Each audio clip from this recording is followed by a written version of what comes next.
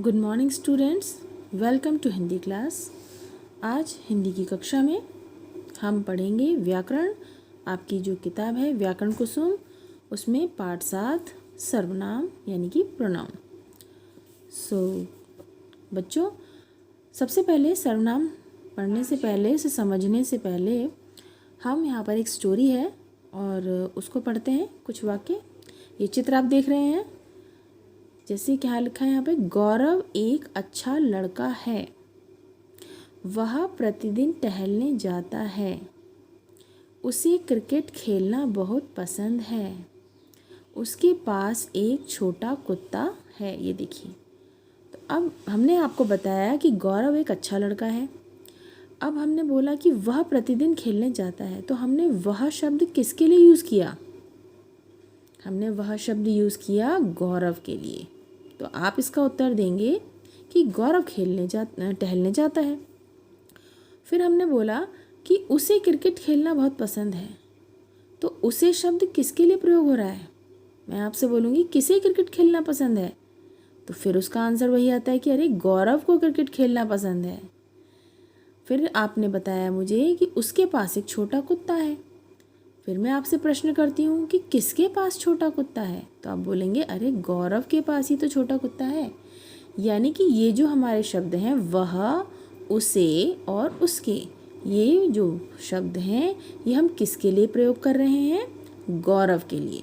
और गौरव क्या है? हमारा संज्ञा शब्द। क्योंकि इससे पहले आपने संज्ञा के पाठ में पढ़ा था कि जो किसी का नाम होता है, नाम वाले शब्दों को हम संज्ञा कहते हैं। और वो नाम हो सकता है किसी व्यक्ति का, किसी स्थान का, किसी जानवर का, प्राणी का या किसी वस्तु का। तो यहाँ पर हमारे पास एक व्यक्ति है जिसका नाम गौरव है, और उसकी जगह पर हमने पहले बोला वह प्रतिदिन टहलने जाता है। फिर हमने उसके लिए बोला कि उसे क्रिकेट खेलना पसंद है। फिर हम गौरव के लिए यूज़ कर रहे हैं कि उसके पास एक छोटा कुत्ता है। तो हमारी जो परिभाषा बनती है वो इस प्रकार बनेगी कि संज्ञा के स्थान पर बोले जाने वाले शब्दों को सर्वनाम कहते हैं।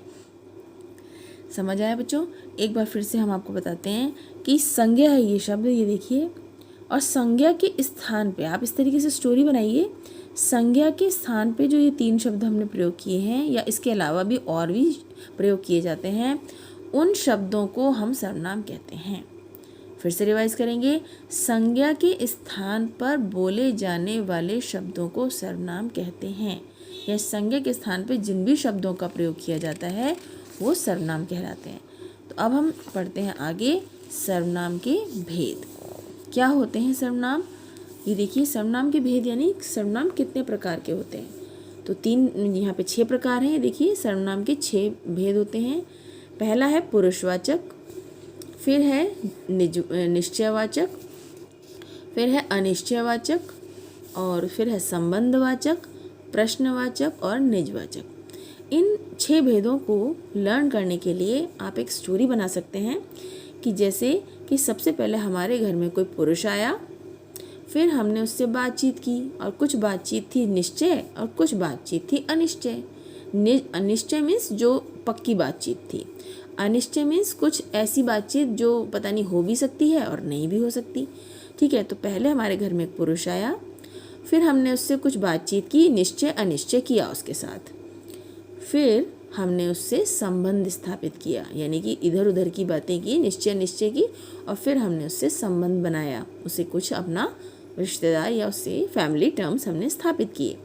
फिर हमने उससे प्रश्न पूछा, ठीक है, कि भाई आप कौन हो, क्या हो, और फिर उसने हमें जो बताया वो तो निजवाचक, यानी कि वो तो हमारा ही कोई रिश्तेदार निकला या हमारा ही कोई अपना भाई निकला। फिर से देखिए, हमारे घर में कोई पुरुष आया, हमने उससे निश्चय अनिश्चय उससे क्वेश्चन मतलब पूछने लगे, फिर हमने उससे संबंध बनाने की कोशिश की।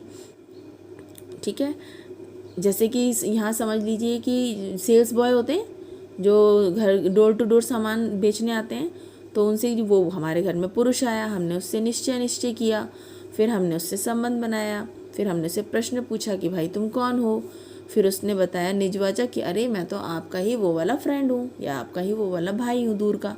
तो इस तरीके से आप ये इजी तरीके से इनके जो भेद हैं 6 के नाम याद कर सकते हैं। तो आज हम पढ़ेंगे पहला वाला, पहले पुरुषवाचक सर्वनाम। तो ये पुरुषवाचक सर्वनाम क्या होते हैं, इसका इंग्लिश में बोलते हैं पर्सनल प्रोनाउन, यानी कि जो हम अपने लिए या किसी दूसरे के लिए यूज़ करते हैं। तो ये जो यहाँ परिभाषा है इसको आप मत देखिए, इसमें जो है इसमें दिया है कि केवल पुरुष के नाम के स्थान पर प्रयोग होता है, इसे आप रहने दीजिए। पुरुषवाचक सर्वनाम वो होते हैं जो हम किसी अपने लिए यूज़ करते हैं, जैसे कि मैं। ये देखिए, ये 3 प्रकार के होते हैं एक्चुअली पुरुषवाचक। एक जो उत्तम पुरुष, यानी कि जो हम अपने लिए यूज़ करते हैं, तो हम अपने लिए क्या यूज़ करेंगे, मैं खाना खा रही हूँ, मुझे वो किताब चाहिए, मेरा सामान खो गया है। तो मैंने अपने लिए यूज़ किया मैं, मेरा और मुझे। तो ये होते हैं हमारे उत्तम पुरुष। पुरुष के 3 टाइप होते हैं ना बेटा। अब आ गया दूसरा मध्यम पुरुष, जो हम यूज़ करते हैं दूसरे व्यक्ति के लिए। जैसे आप कह रहे हो तुम कहाँ जा रहे हो, ठीक है, तुम्हें क्या चाहिए, तुम कौन हो, ठीक है, तो हम ये दूसरे पर्सन के लिए यूज़ करते हैं। तो ये हो गया मध्यम पुरुष। अब आता है थर्ड। तीसरे में हम जब मैं बात कर रही हूँ और मैं आपसे बात कर रही हूँ, तो मैं तो फर्स्ट हो गई उत्तम पुरुष, आपसे बात कर रही हूँ आप मध्यम पुरुष हो गए। लेकिन हम दोनों मिलकर किसी तीसरे की बात कर रहे हैं। अब हम बात कर रहे हैं जैसे किसी और लड़की की, तो हम कह रहे हैं वह कहाँ जा रही है, मैं आपसे पूछ रही हूँ कि वह कहाँ जा रही है। तो इसका मतलब ना मैं अपनी बात कर रही हूँ ना मैं आपकी बात कर रही हूँ, मैं किसी और की बात कर रही हूँ। तो उसे हम कहते हैं अन्य पुरुष। यानी कि 3 प्रकार के व्यक्तियों के लिए जब बात की जाती है तो उसे पुरुषवाचक सर्वनाम कहते हैं। और वो 3 प्रकार के कैसे होते हैं, पहला जब हम अपने बारे में यूज़ करते हैं, ठीक है, जैसे मैं, मेरा, मुझे। दूसरा जब हम दूसरे व्यक्ति के बारे में बात करते हैं, जैसे तुम, तुम्हें, तुम्हारा, ठीक है, तो वो दूसरा हुआ। और तीसरा थर्ड जो होता है अन्य पुरुष बोलते हैं, तो उसमें हम यूज़ करते हैं कि वह, उसका, उन्हें, उनको। ये सारे जो शब्द हैं ये पुरुषवाचक सर्वनाम कहलाते हैं। ठीक है बच्चों, अब आते हैं नंबर 2 निश्चयवाचक सर्वनाम पर। जिन सर्वनाम शब्दों का प्रयोग किसी निश्चित वस्तु प्राणी के लिए किया जाता है उसे निश्चयवाचक सर्वनाम कहते हैं। जैसे वह, यह, इन्हें, इनका। निश्चयवाचक में बेटा ये है कि किसी निश्चित चीज़ के लिए प्रयोग किया जाता है। जैसे मैंने आपको बोला यह घोड़ा श्याम का है। अब घोड़े तो बहुत सारे हैं, लेकिन मैं बोल रही हूँ कि यह वाला, केवल यह घोड़ा श्याम का है। तो यानी कि मैंने आपको इंडिकेट कर दिया, मैंने निश्चित कर दिया कि यह वाला घोड़ा चाहिए। जैसे आप खिलौने की दुकान पर जाते हैं ना, और फिर क्या बोलते हैं कि मुझे मम्मी वह खिलौना चाहिए या ये वाला चाहिए, तो या दूसरा नहीं चाहिए, ये ही वाला चाहिए। तो उसमें हमने निश्चित कर दिया कि यह वाला। इन्हें अंदर आने दो। इन्हें किन्हें, जो गेट पे खड़े हैं दरवाजे पर, उनको बुला रहे हैं, तो उसे हम निश्चयवाचक सर्वनाम कहते हैं। अब अनिश्चयवाचक में इसका उल्टा, इसका अपोजिट है ये, जिसमें हमें पता ही नहीं होता कि बात किसके बारे में की जा रही है, कौन है वहाँ पर। तो जो शब्द किसी निश्चित व्यक्ति या वस्तु का बोध नहीं कराते, जिससे हमें ये नहीं पता चलता कि वहाँ पे कौन है और किसकी बात हो रही है, तो उन्हें अनिश्चयवाचक सर्वनाम कहते हैं। जैसे दरवाजे पर कोई आया है। अब कोई पता नहीं कोई है, कौन है वो।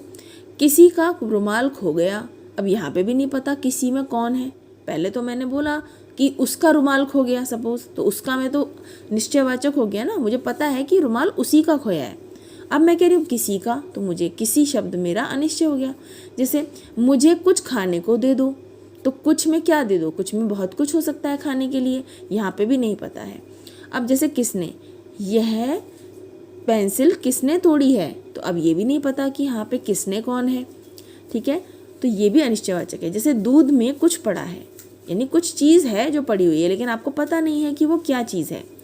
फिर है नीली कलम किसने तोड़ी है। अब वही चीज़, ये पेंसिल किसने तोड़ी है, यहाँ पे भी नहीं पता है, प्रश्न कर रहे हैं हम। तो ये जो हमारे शब्द होते हैं, कोई, किसी, कुछ, किसने, ये हमारे अनिश्चयवाचक सर्वनाम होते हैं। और जिसमें हमें पता होता है कि यह उसका घोड़ा है, इन्हें अंदर आने दो, वो निश्चयवाचक होते हैं।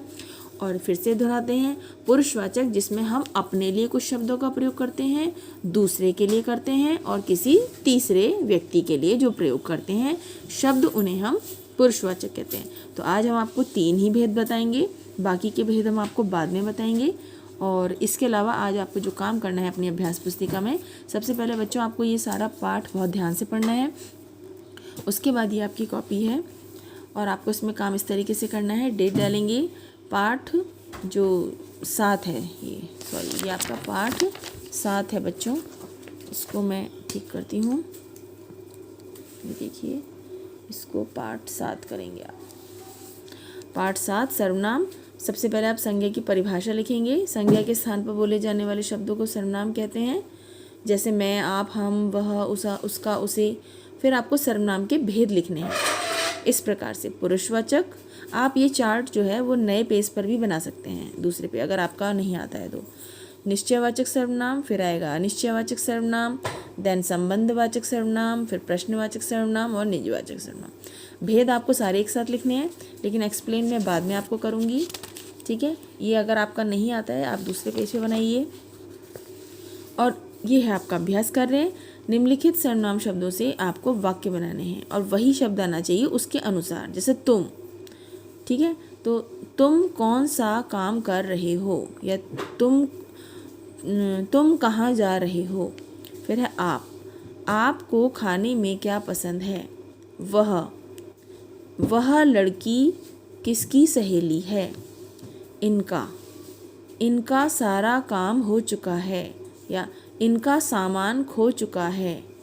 उसे मेरे घर में आने दो, या उसे मेरे घर ले चलो। इस तरीके से आप वाक्य बनाएंगे बच्चों। तो ये था आपका आज का कार्य, और अब मैं वीडियो को यहीं पर समाप्त करती हूँ। Till then bye.